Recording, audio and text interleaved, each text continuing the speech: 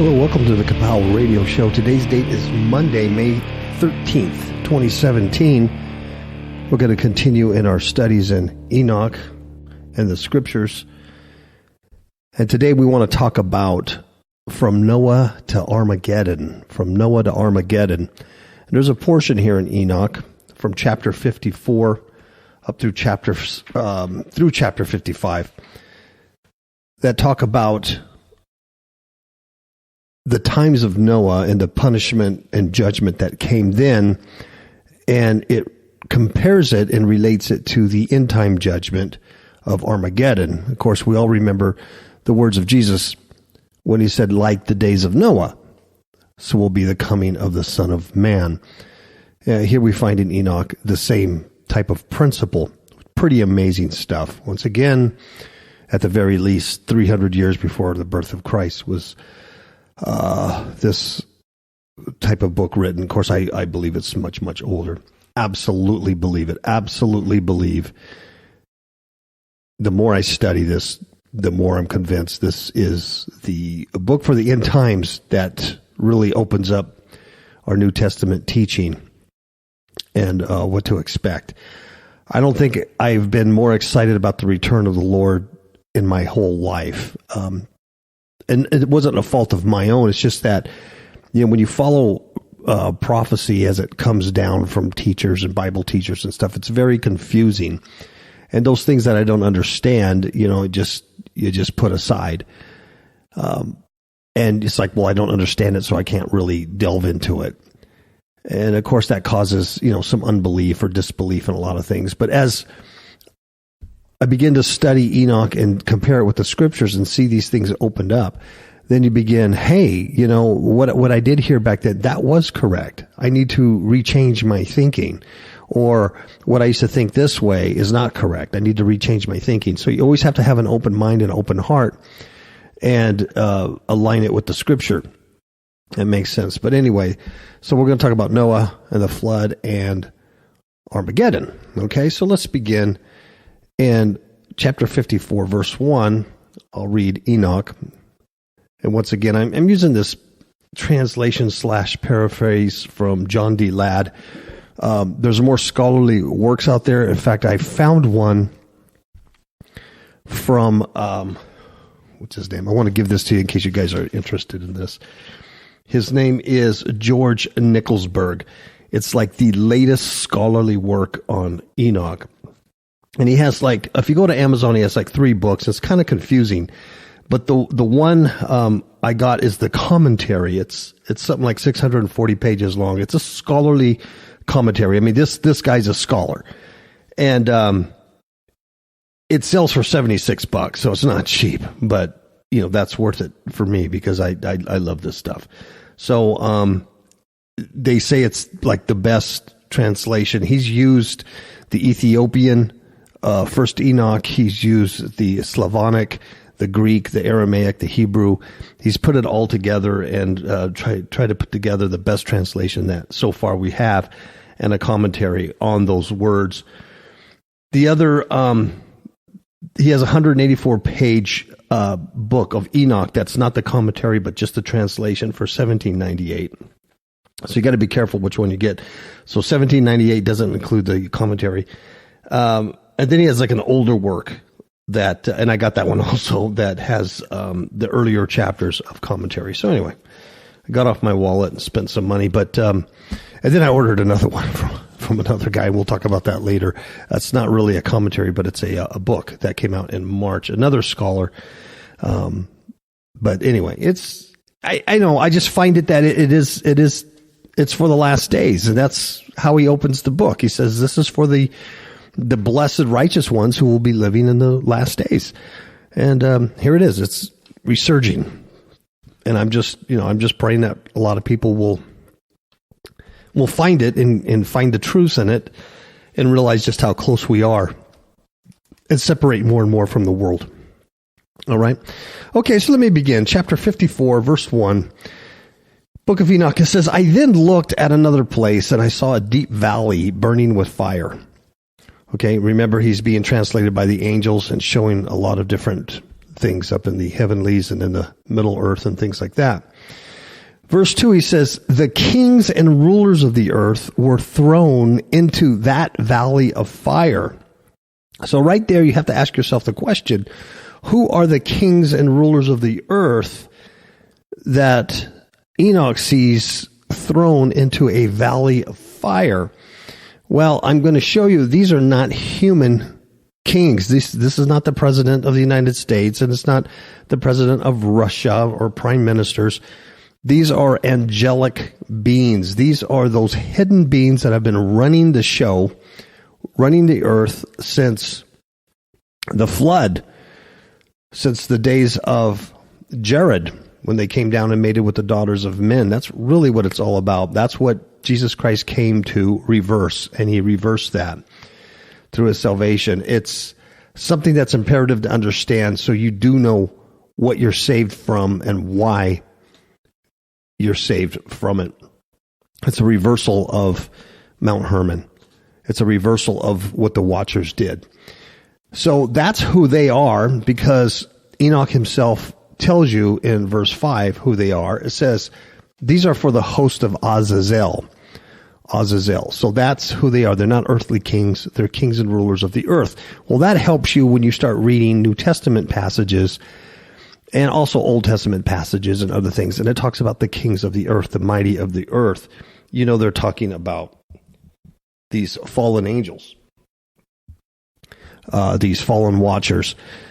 Some today call them aliens, some call them Illuminati. You call them whatever you want, but there are the hidden ones behind the scenes, using their children, their disembodied spirits of their children, their giants, what we would call demons or wicked spirits or spirits, to lead men astray, to lead the world astray. That's the total purpose. That's what you're dealing with. That's why Paul says we battle not against flesh and blood, but against spiritual wickedness in high places, principalities and powers, things like that. See how this all kind of makes sense?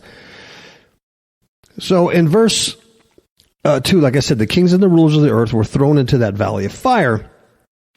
Verse 3, I watched as they made heavy chains. They're talking about the other angels for them. The angels of punishment made heavy chains for them. Chains.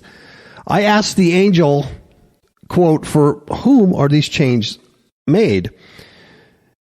And he answered, these are for the host of Azazel. So that shows you who the kings and rulers of the earth are at the point. Azazel. They will be thrown into the lowest part of hell, or Sheol, or what Peter calls, for 2 Peter 2, 4, and 5 calls hell. It's translated hell, but it is the Greek word Tartarus, which is the lowest part of Sheol. It's the Greeks called it Tartarus. That's in your King James Bible. And that's what they're talking about. They're thrown into the lowest part of Tartarus, or hell. And their jaws will be covered with heavy stones, as the Lord of Spirits has commanded. So this is for the cause of the flood, for the cause of the first destruction of the earth. All right? This is not the valley of fire. You have to understand, all of this is prophetic. Enoch in verse 1 is seeing a deep valley burning with fire. He's seeing the kings and rulers thrown into this valley of fire. When he asked about that, the angel says, these are the host of Azazel, which means are the armies of Azazel. They're the other fallen angels that came with Azazel. And they're thrown into the lower parts of Tartarus. Now that is not the valley of fire. This is the prison that they're in until the final judgment day. And so that's important to understand. In verse 6, Michael, Gabriel, Raphael, and Phanuel, these are all the angels of God, archangels, will bind them and throw them into the furnace of fire on that day. So right now they're in Tartarus, they're bound, they're earthbound in the earth in the lower parts of Sheol until the day they're actually thrown into the valley of fire or the lake of fire for eternal punishment for what they did. So he says, they will bind them and throw them into the furnace of fire on that day. Thus the Lord of Spirits will have vengeance on their sin, for they became servants of Satan and led astray people of the earth. Now, there's a question here that I have. Does that mean they led people astray on earth even post-flood? And if they did, how did they do that? Did they do that through their children, their disembodied spirits, their demonic spirits, their hybrid children that they mated with the daughters of men? I believe that to be the case. And maybe perhaps, and this is just me spitballing, that because they're in Tartarus as a prison, they're in an earth prison, but they're not limited to moving up and down the earth, going to and fro the earth and causing havoc and, having blinky lights in the sky and flying saucers in the sky, but they can't ascend to the throne of God. They can't ascend into the heavens. They could be on the earth in the earth atmosphere type of thing. So that's kind of my theory on that also, that just because they are thrown into the lowest parts of hell or Tartarus and covered with heavy stones, which means they're in the middle of the earth and this the hollow earth type of thing, doesn't mean that they are inactive. They won't be inactive until the very last days. In fact, the Revelation talks about these angels who are underneath the river Euphrates, prepared for a year, a day, a month, or whatever, for that time to come out and wreak havoc in the last days. So they're going to be released anyway, but somehow either they or new watchers who've come post-flood and mixed their seeds, either way, what you have is an unseen realm, unseen angelic realm, call them watchers, aliens, whatever you will, running the show. People like Putin and Trump and the world leaders, they're just human puppets to the kings of the earth, the real kings of the earth. So you need to understand that. So where your evil comes from. All right. So in verse 7, in that day, okay, now we're back to the flood. In that day, the punishment of the Lord of spirits will come, and all the storehouse of water above the earth and the water from within the earth will come. These waters will join the male and female. All those who dwell on the earth will be destroyed. When the floods come, many will cry out and admit their sin, yet they shall die in the flood. So Enoch it's the writings talking about the flood, but while it's talking the flood, it's shooting into the future, into that last day when they're thrown into the valley of fire also. So, because it's all one. You understand? And I'm going to go back in greater detail. I just want to read that to you. I want to read Enoch to you, then I'll go back into some greater commentary. Chapter 55, verse 1, Enoch says, this is the first book of Enoch, the only legitimate book of Enoch. 55, verse 1 says, after this, the head of days repented and said, I have destroyed, that's past tense, I have destroyed by the flood those who dwell on earth. And now here's future tense. But I must yet judge the fallen angels who caused this sin. So you can see right here in this verse, there's a past tense, I have destroyed by the flood. There's a future tense, but I must yet judge the fallen angels who caused this sin. So therefore, there's a final judgment to the fallen angels.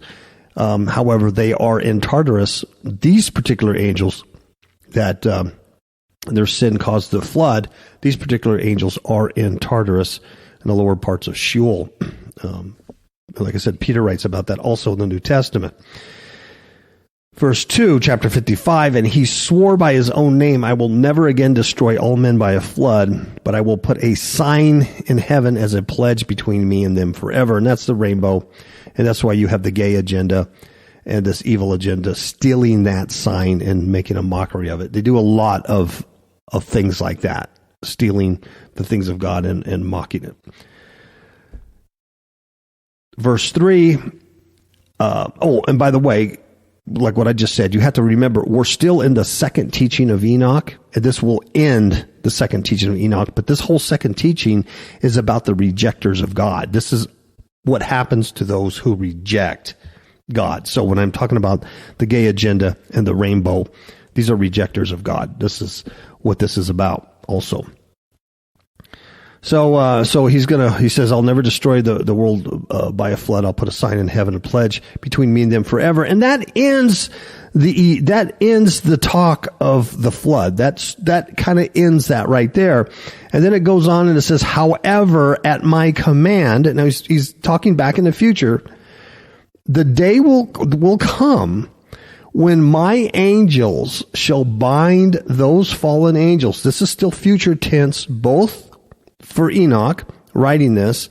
It's future post-flood, and it's still future for us right now. However, at my command, the day will come. This is the day of the Lord, when my angels shall bind those fallen angels, and my anger and wrath will be finally executed upon them. Finally. So this is still future post-flood. So I hope you can understand that in these passages I just read to you, there is a talk about the flood, which was still future for Enoch, but it's our past, the flood, and the angels that caused the sin that caused the destruction of the earth the first time, and where they're at. They're put into the lowest parts of Sheol, the middle earth, the hollow earth. They're put in there. Whether you believe the earth is round or flat doesn't make much difference. It doesn't make much difference, really. There is a center, a hollow earth. There's Sheol down there. There's a whole land down there. And this is a part of where they're at. And so I personally believe that they're earthbound. I don't know if they're necessarily inactive, but they are earthbound. They can ascend into heaven at this point. And then at the last days, they will be judged and thrown into a valley or lake of fire eternally. Okay. Chapter 56, verse 1. Now we're talking about the day of the Lord. Now we're getting into some Armageddon stuff. So we're going from the flood to Armageddon, from Noah to Armageddon. As in the days of Noah shall it be in the days of the Son of Man when he returns. And it says, and I saw many angels of punishment holding chains of bronze and iron. And I asked the angel of peace who was with me, where are the angels going with these chains? And he answered, each of these is going to the one they were to have been a guardian angel, and they will lead them to the great valley. Perhaps this term guardian angel, perhaps, and this is once again Paul spitballing here, it's just another term for a watcher, for one who guards, one who should have been a watcher that was assigned to assist mankind in their development and growth in their technology. What happened with these fallen angels, these fallen watchers, they showed man technology that wasn't necessarily all bad, but some of it was way before the time they should have had it, type of thing. Azazel is accredited with like the most egregious crimes, and that was teaching men war and giving them weapons of war, though we don't quite know what those weapons were.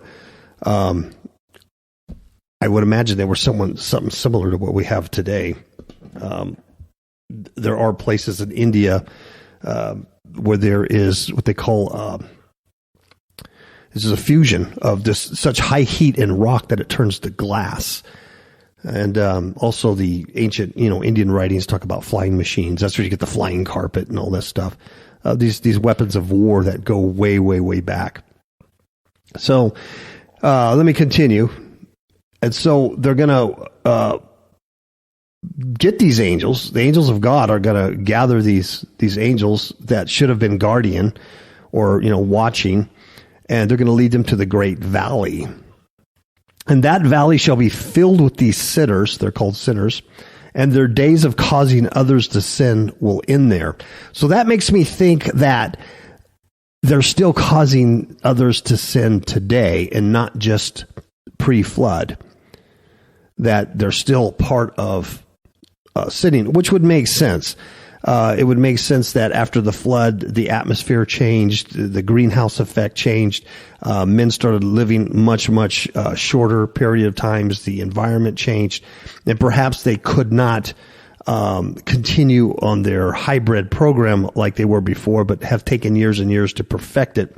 And this is where you get these hybrid things like gray aliens and these flesh suits and things like that. I'm spitballing here, but I'm just trying to stimulate some thinking here. And verse 4 of chapter 56 says, that valley shall be filled with these sinners, and their days of causing others to sin will end there. And like I said, it reads as if the bound angels in Tartarus still have ability to cause others to sin. I'm not absolutely sure about this, but it kind of reads that way. And so perhaps being bound in Tartarus restricts their movement to the heavens, but it leaves them earthbound, in our atmosphere. And these are the blinky lights you see. These are the cigar shapes going into volcanoes. These are the flying saucers, the UFOs, the lights in the sky. That's what you're seeing. But yet they're still active on earth. And obviously they still use their disembodied children, their demons, to afflict men. That's obvious. And chapter 56, verse 5, it says, in those days, the angels will cause trouble for the Parthians and Medes. And what angels are you talking about?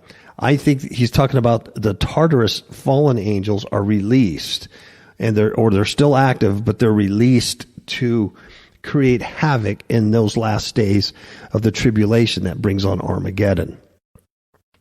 In those days, the angels will cause trouble for the Parthians and the Medes.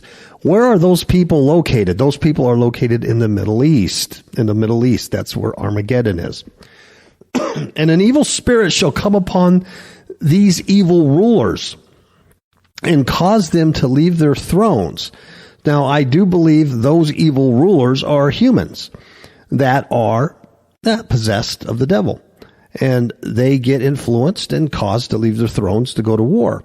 And they will come like lions and hungry wolves to a flock of sheep. They're going to go out to destroy. They're going to make war. This is all in the Middle East area. It's going to be global, though.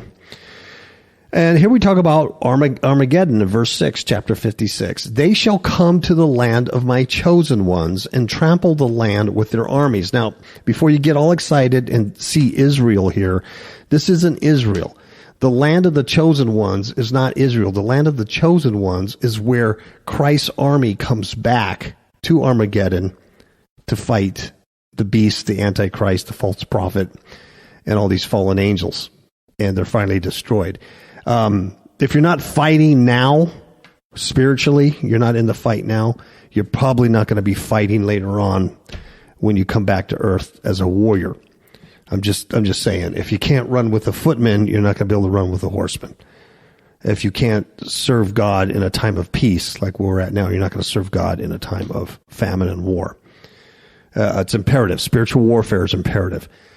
I'm not trying to sell a book here or give you a shameful commercial, but if you don't understand spiritual warfare, you don't have a grasp of it, or you think it's for other people to do and not you, you really need to get our book, Demons in My Marriage Bed.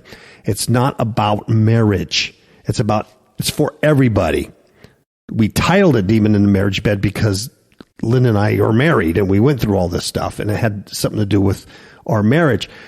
But the attacks of Satan, what goes on in there in our testimony, it lays out what happens to a person in the unseen realm. But the second half of the book is all a training manual about spiritual warfare. It's about how to recognize the tactics and how to deal with them spiritually. It's imperative that you have this in your life. It really is. If you're not fighting now, how are you going to come back and fight in Armageddon? Think about it. If you're a policeman sitting in the car with the doors locked because you're scared to get out and confront, the gang members on the street, how are you going to pass probation? How are you going to be a real cop? I'm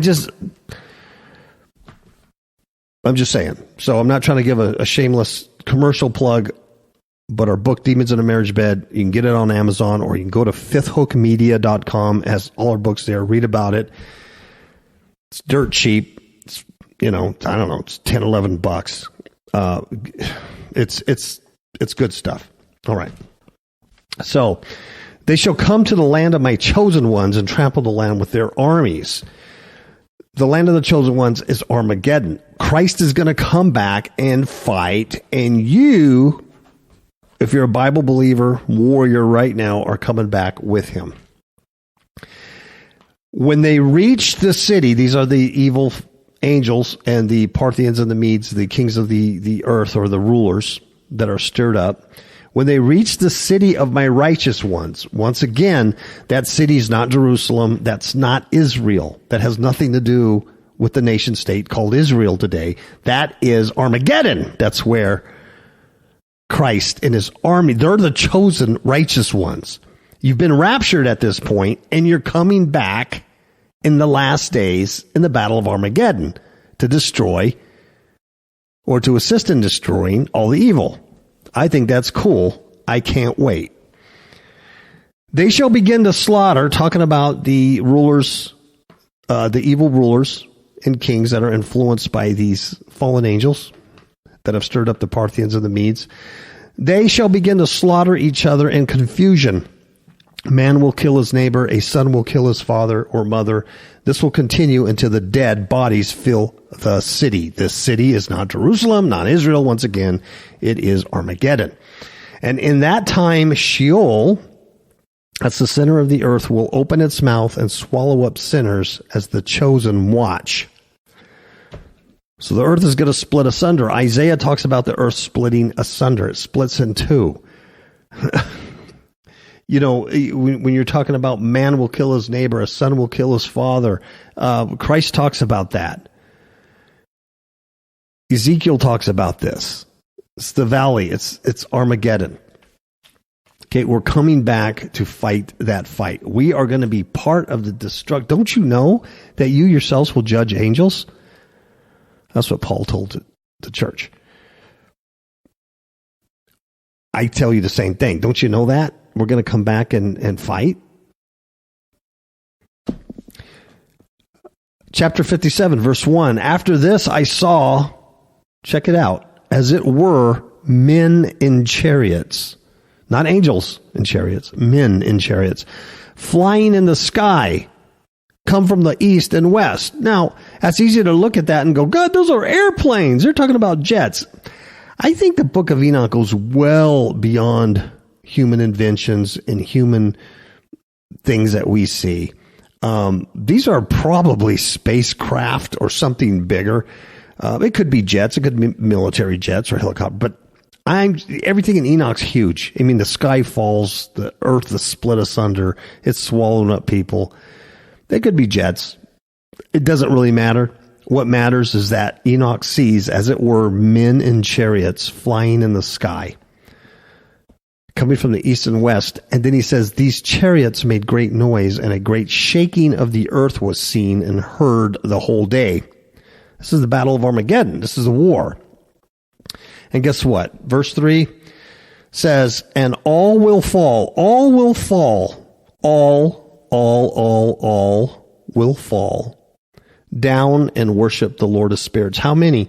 How many are defeated of the evil? 1, 2, a third, a fourth? No, it says, and all fall down and worship the Lord of spirits. This is the end of the second teaching of Enoch. So this is the end of the teaching, Rhea, the rejectors of God. This is the end. This is what happens to them, the rejectors of God.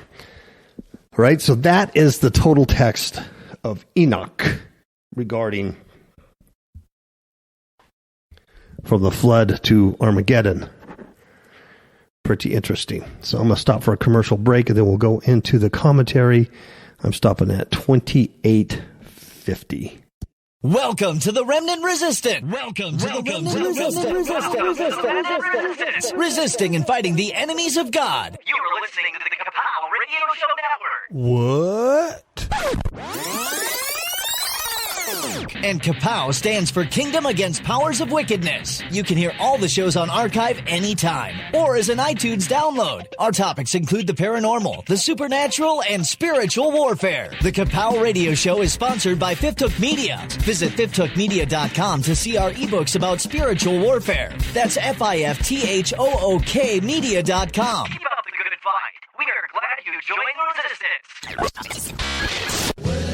Welcome back to the things that you once believed in. All right, welcome back to the things you once believed in, to the things that you knew were right from the start.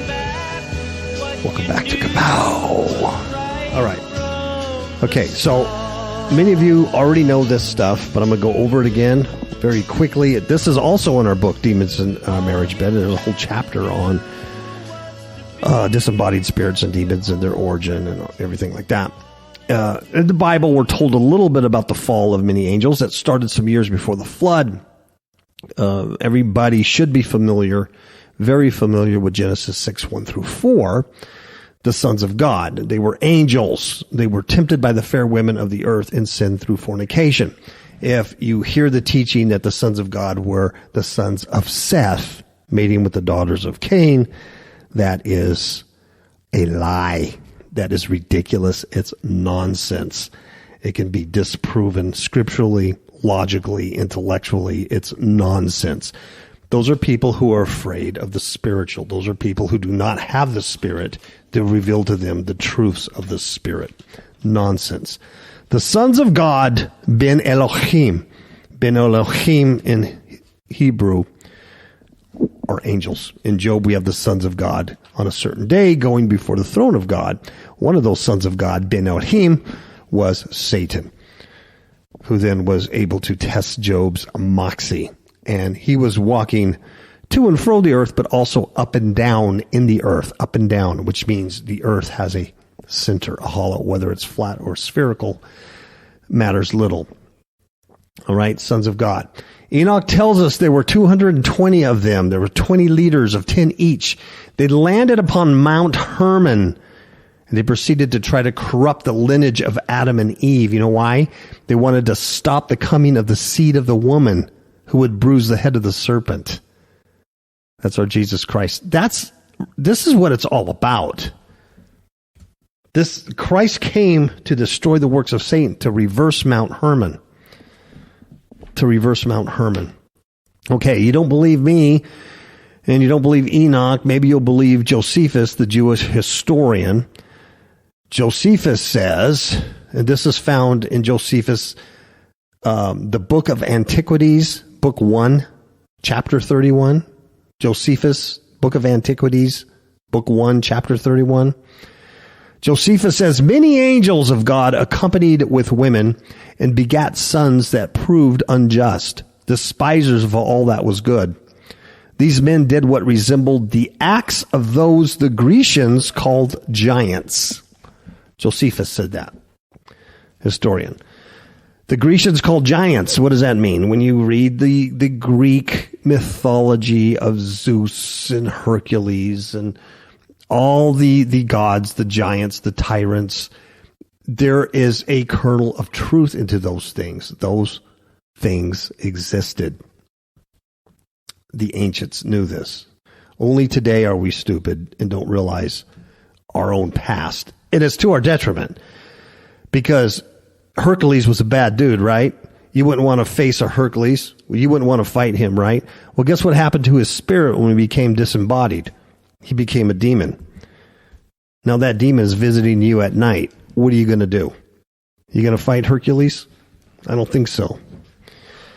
The ante-Nicene fathers are also referring to angels. They refer to them as falling into impure love of virgins, and were begotten of them those who are called giants. Now that's found in volume 2, page 142, also volume 8, page 85, 273 of the ante-Nicene fathers, the writing.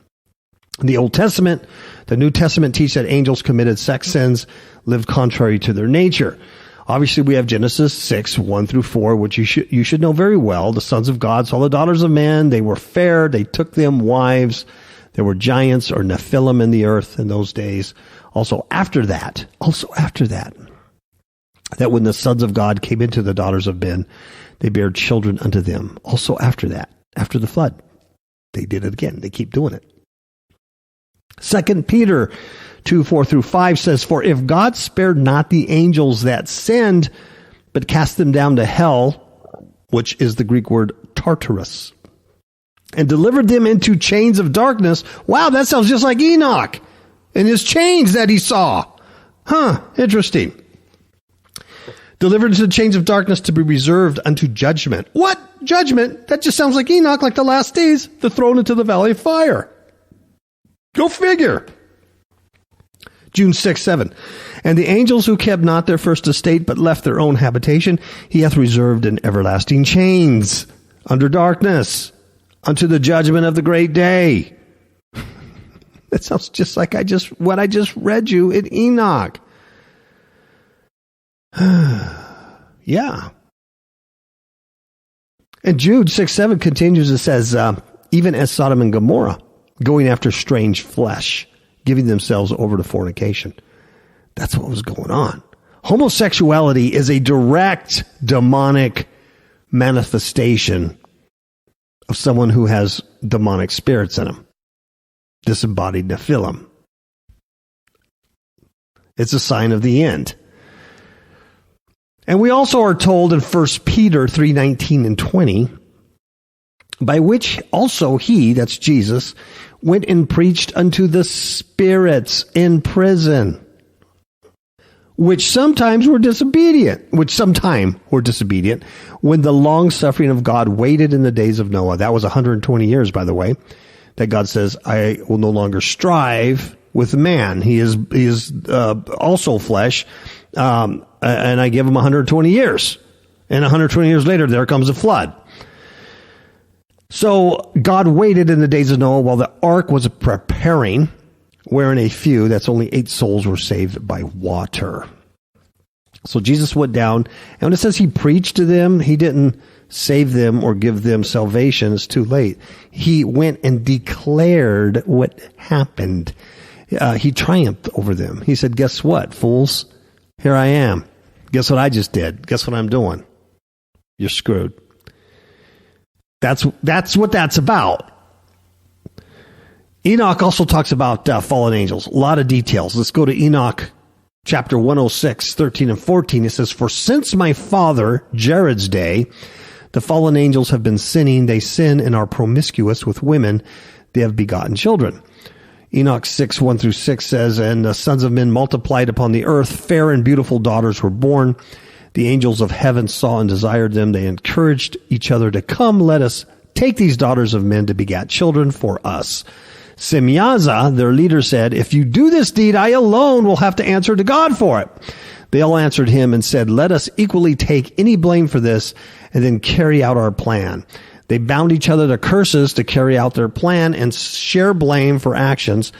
And it goes on to how many did it and the number that came down. And they were on Mount Hermon when they did it. Interesting, Mount Hermon. And they took these curses, this imprecations upon themselves. They called this Mount Hermon because it was there they bound one another to sacred curses. And then Enoch describes and says that sin led to great trouble. Enoch 7, 1 through 2 says they each chose a woman and were defiled with them. The women became pregnant and bore large giants. They were extremely tall. The angels begat giants. The giants beget Nephilim. You get it? There's different races here. The first was an angel-woman hybrid. And these were giants, or what's translated as giants. And then, but Enoch says, then they begat Nephilim, which comes from the Hebrew root of fall, fallen ones, the ones who fall. And the Nephilim beget Eliud. So these hybrids are then having more sex with other humans and intermixing the seed, the DNA of humans, corrupting the DNA. Noah was pure in his DNA, was he not? Noah was pure. He was pure from the line of Adam through Seth. His DNA and his sons and their wives were not corrupted. But it didn't take long, about 2,000 years, to corrupt the entire world with alien DNA. If you doubt that entire world today is not corrupted with alien DNA, you live in a rock somewhere with your head in the sand. Everybody is corrupted. You get uncorrupted. You can change your spiritual DNA only through Jesus Christ, which creates a new creature in you. That's it. Everybody else is infected. That's why there will be judgment. There has to be judgment. Thus, Enoch teaches in harmony in the Bible story, but adds greatly to our knowledge. The angels in Scripture are all male that we see. God didn't create them to reproduce, yet they did possess the power to do so. That's obvious. Now, in Enoch 15, 6 through 7, we read, "But you were made eternal, immortal for all the ages." Because you're angels, right? "So I did not make you to beget children. You were made for heaven, not earth." You dig it? These were heavenly children. They're angels. They were not made for earth. They didn't have to reproduce. They're immortal already. Let's go to Matthew 22:30, when Christ is reprimanding the scribes for their ignorance. He says, "For in the resurrection they neither marry nor are given in marriage, but are as the angels of God in heaven." You get it? Enoch writes, "I did not make you to beget children. You were made for heaven, not earth." Jesus says they are as the angels of God in heaven. The angels of God in heaven do not marry.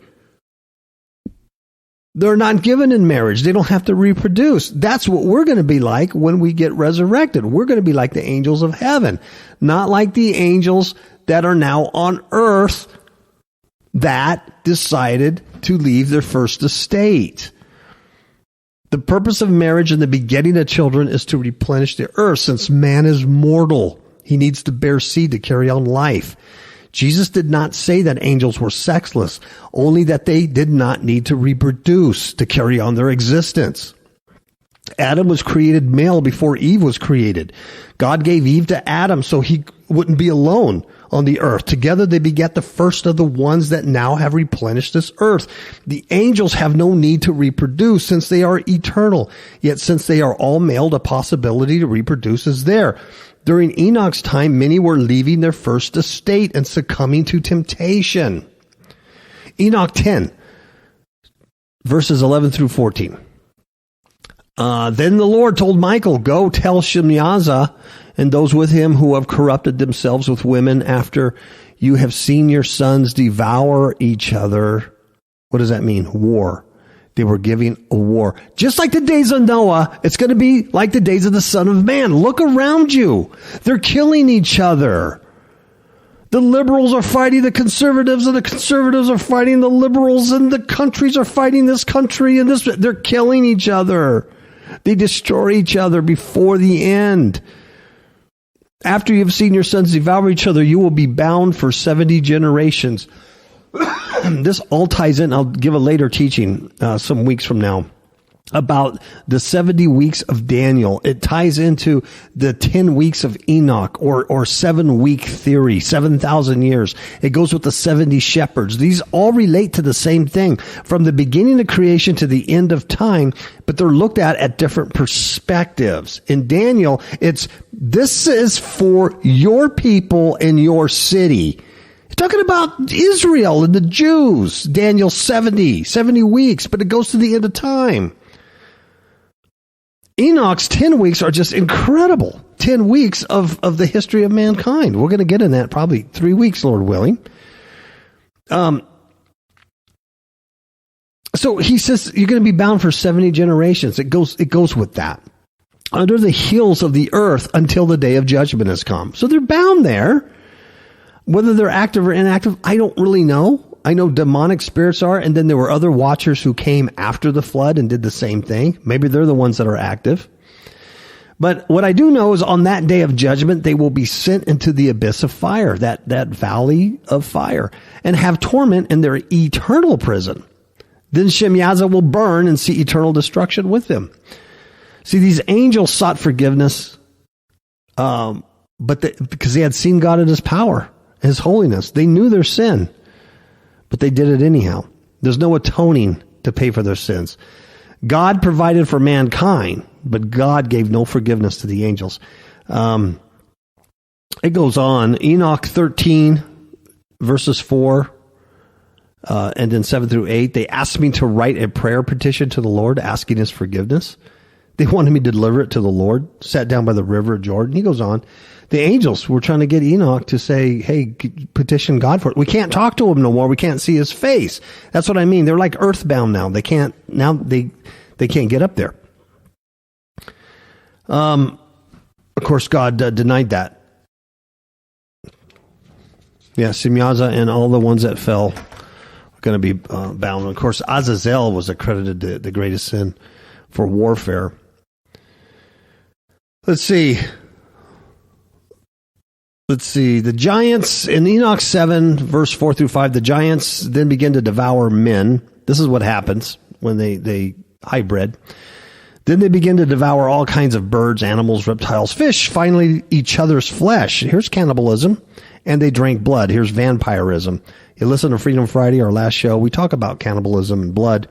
This is part of the end days behavior, manifestation of these fallen ones and their children. Their end came at the time of the flood. Just before the flood, God allowed a war between the giants to occur. They began to kill each other. The flood killed all the remaining giants and their descendants. God didn't want this corrupted seed of mankind to prevent Jesus from being able to come and die for all of mankind. By being a direct descendant of Adam, the seed had to remain pure. God found Noah perfect. The word perfect is tamim, meaning bodily perfection, not moral perfection. It means Noah was directly ascended from Adam without angelic corruption of his seed. So God saved Noah and his family. There was only 8 that were able to be saved. Everybody else was corrupted in their seed. He wiped out the results of the sins of the fallen angels. Enoch also tells us that the source of some of the demonic spirits that dwell on earth is the spirits of the giants born to these angels. See, you start just reading the Bible and you go to the New Testament and you go, where did demons come from? Obviously they existed. Jesus is casting them out. He's talking to them, all kinds of stuff. You have no idea where they come from. Enoch tells you this in chapter 15, 8 through 12, 16 and 1. He says, now the giants that you have produced will become evil spirits upon the earth. This is God telling this to the fallen angels. They will be bound to earth because they were born from the fallen angels. These will be called spirits of the evil ones. Evil spirits. The dwelling place of the spirits of heaven is in heaven. So there's spirits in heaven, But there's also spirits on the earth. I'll continue. So likewise, the dwelling of spirits born on earth is earth. These spirits of the giants shall attack. Here's what demons do to you, folks. Demons, these spirits of the giants shall attack, fight, break, and cause sorrow. They will eat no food, nor thirst, nor will they be seen. These spirits will be against the men and women of the earth because they came from them in the day of destruction. When the giants die, their spirits will leave their bodies. Their bodies shall be destroyed until the great judgment day when their final end of judgment will come. In other words, demons are here to run amok and do whatever demons do with impunity until judgment day. There's nothing you can do about it. Christ has given you authority over them. You can bind them. You can prevent them from attacking you if you live under the covenant of Jesus Christ. Otherwise, you're just flapping in the wind because there's nothing else you can do about it. That's why so many people are sick and ill, and there's so many sorrows and problems in the earth. There's so much.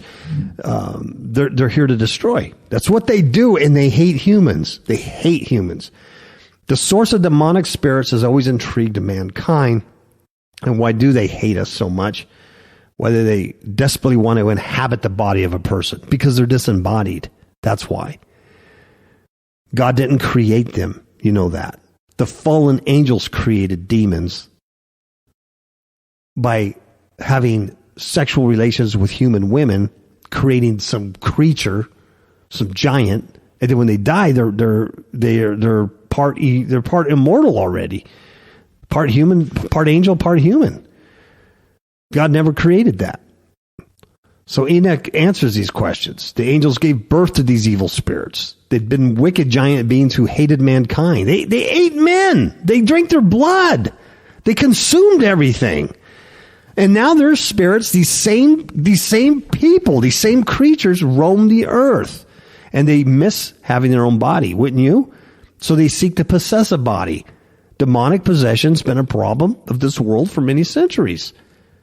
And see, the darker this age gets, the more kids have come to these weird demonic video games and hypnosis through the internet and television and movies and pop culture, and follow rock stars and celebrities and take selfies. And I'm serious. And the more you entrench yourself in the alien technology and allow it to control you, the more you open up the portal for demonic control and possession. That's what they want. They want your body. They want your body. And you exorcise them out. You go to the Catholic Church and they exorcise them out in the name of Jesus. And guess what? They leave. You know why? Because they got to leave in the name of Jesus. But they don't have to stay gone. What happens is they go out. And Jesus says they go out. And a spirit leaves a man. And he goes out and he's in the dry places. He doesn't like it. He doesn't want to be out in the desert. He likes that moist body. 70% water. He doesn't like the dry place. He comes back. He finds that house, that original home he was kicked out of by the Catholic priest. And that guy is all swept and clean. But guess what? He hasn't filled up his spirit, his soul seat. He hasn't filled up with the Holy Spirit. He hasn't put Christ in his life. He's still living like an idiot, right? So that spirit says, hey, it's clean and swept up. He brings 7 more spirits more wicked than him. And then they come in and inhabit that guy. The end result of that guy is worse than the first before he got the spirit kicked out of him. Now, I personally have experienced this with people, doing deliverance on people, and they were worse off than when I originally started working with them. That's why I'm really, really careful about casting out demons out of people, unless they absolutely, unequivocally are willing to repent of sin. If they're not willing to repent of all sin and give their life 100% to Christ, I will not work with them, because they end up worse than when they started. A true story. I can tell you story after story. I had a pool guy in Hemet, California, that I had for 6 years before we started working with him to cast some demons out. He was a Christian man. And I tell you what, he was, by the time we got done, over a period of months, he kept sinning and sinning, and he would not repent after God had told him specifically of certain sins to repent. He wouldn't repent, and he ended up in a loony bin, and up to this day, he's crazy as could be, full of demons. But see, once you've tasted of Christ, you've tasted of salvation, and then you go back, now there's no other salvation for you. There's no more sacrifice. You've already taken that sacrifice and screwed it over. You can't go back. You can't. That's why I always harp on once saved, always saved is just a lie. You can't go back. If you're at an amusement park and they give you a band to get into the amusement park, right? And they go, as long as you have this band in, you can go to the parking lot, get your water, you can come back into the park. You got the band on, right? That's your pass. You paid, right?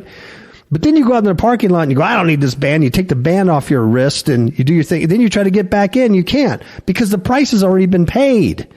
And now you got rid of that. You can't redo that. I don't know if that makes sense. Anyway, I want to get off topic here. So now the giants are evil spirits on the earth, and the whole earth is ruined by the teaching of the works of Azazel. That's in Enoch 10:8. Azazel, that's a good study in itself, because that is in the Old Testament, the scapegoat Azazel sending out to the the desert. That's something good. I'm kind of running out of time here, so let me go. Once again, Ephesians 6:12, our struggle is not against flesh and blood, but against the rulers, against the authorities, against the powers of this dark world, and against spiritual forces of evil in the heavenly realms. You dig it?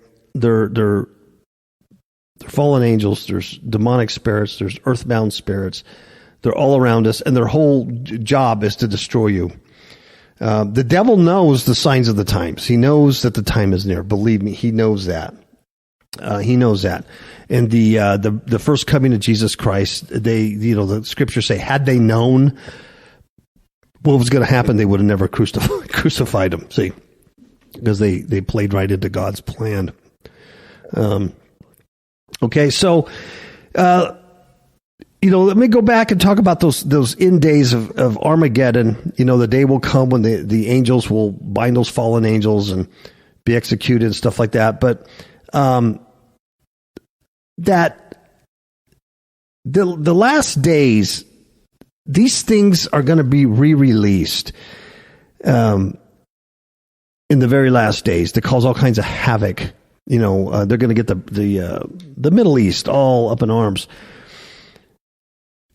And you can see that the comparison between the flood and Armageddon is there in Enoch.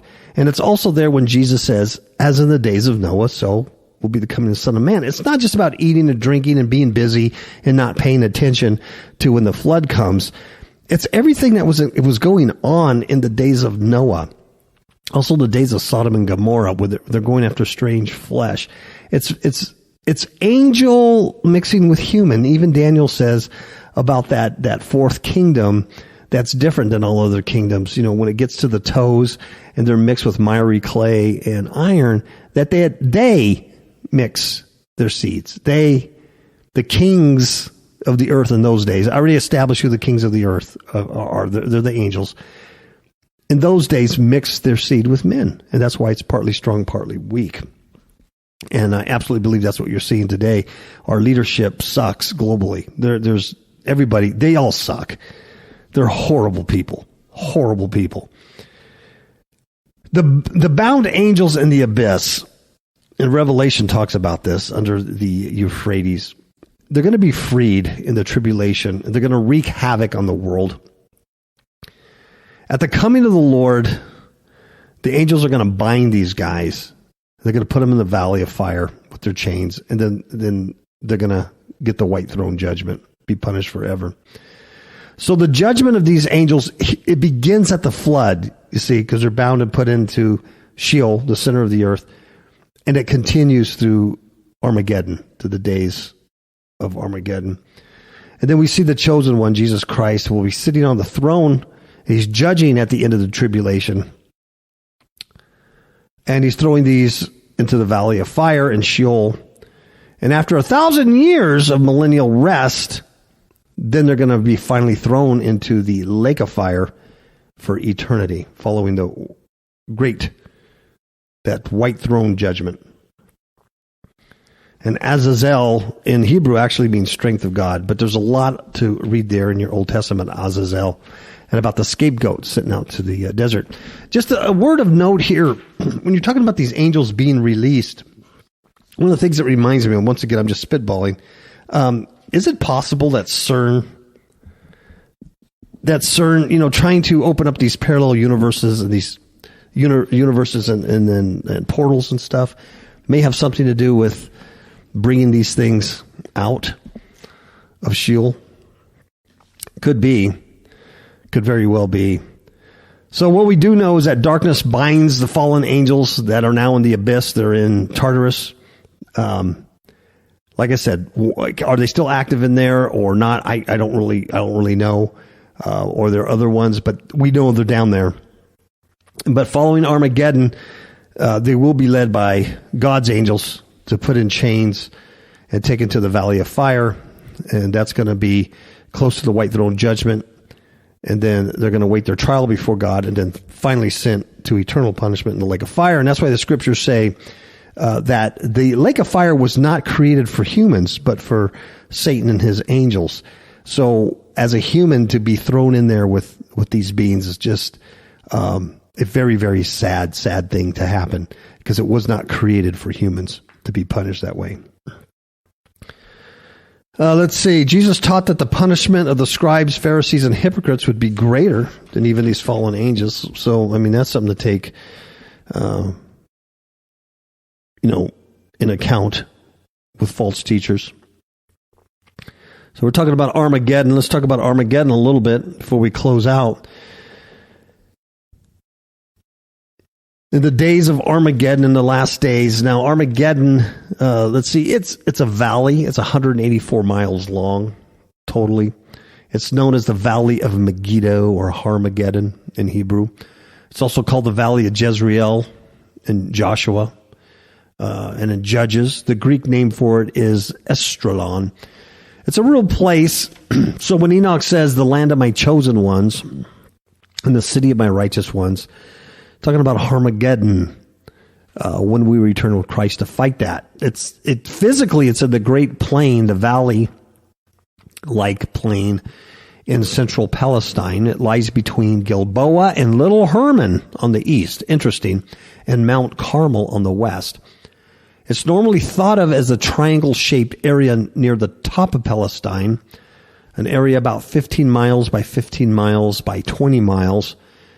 The average elevation is about 200 feet above the Mediterranean Sea. It says the soil retains moisture in the winter rain. It has a lot of mud that has affected many battles in the past.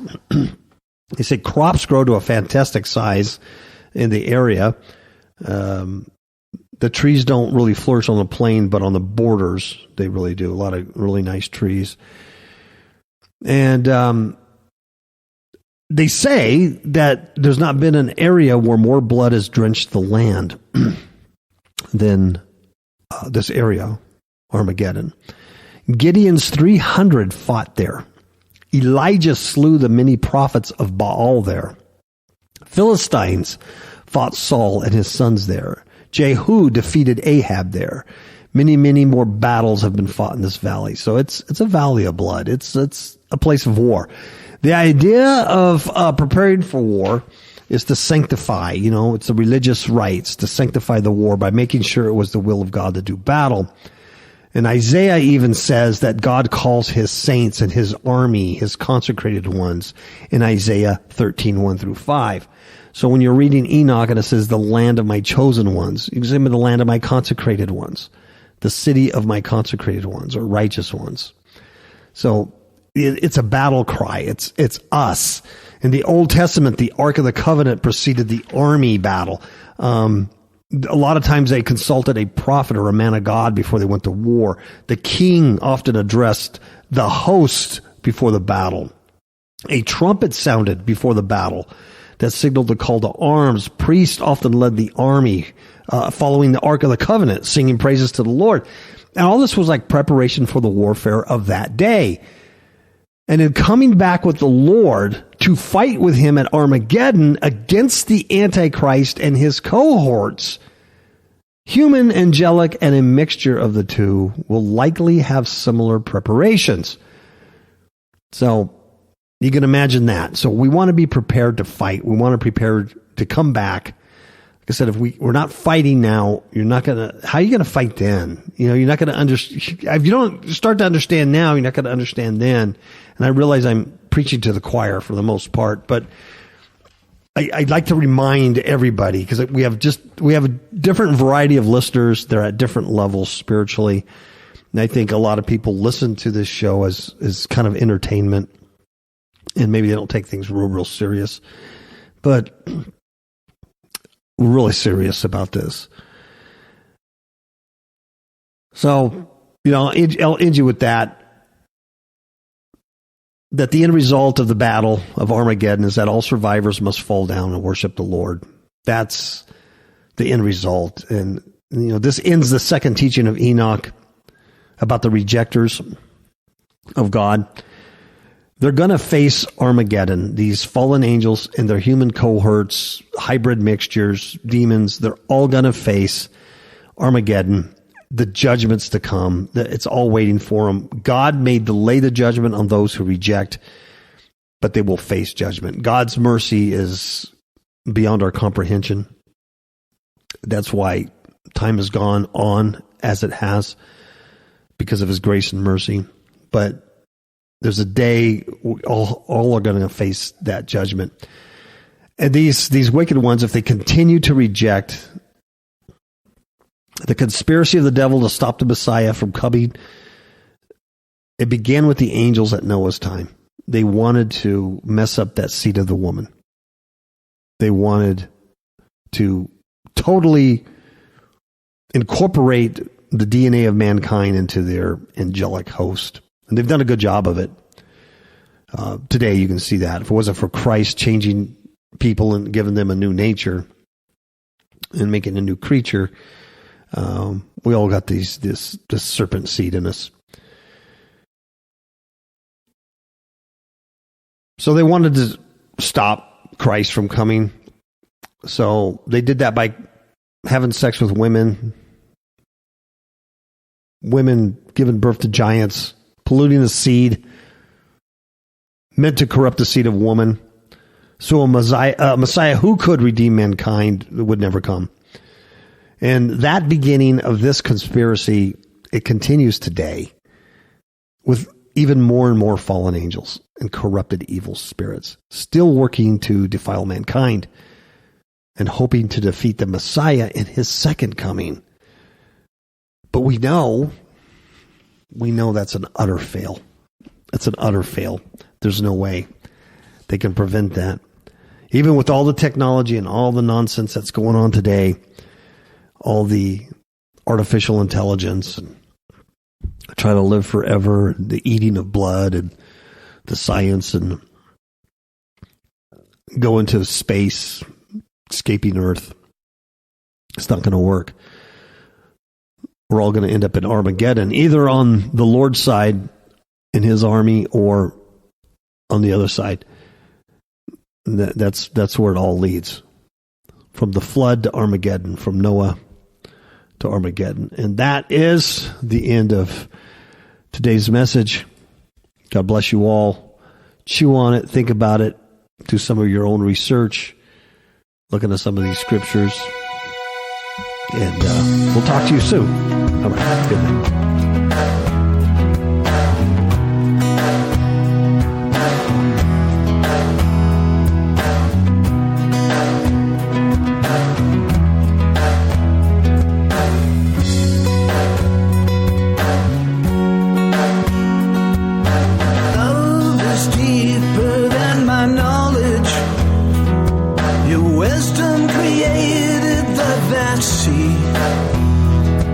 The stars, they hang on the Lord of Spirits, yet you poured yourself out for me.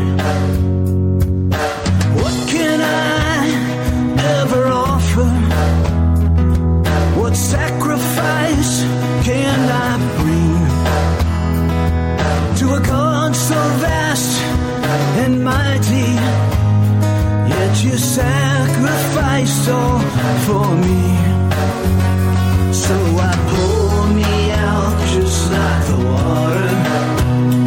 I embrace the change and the loss, and I reject those earthly glories and pour me out on the cross.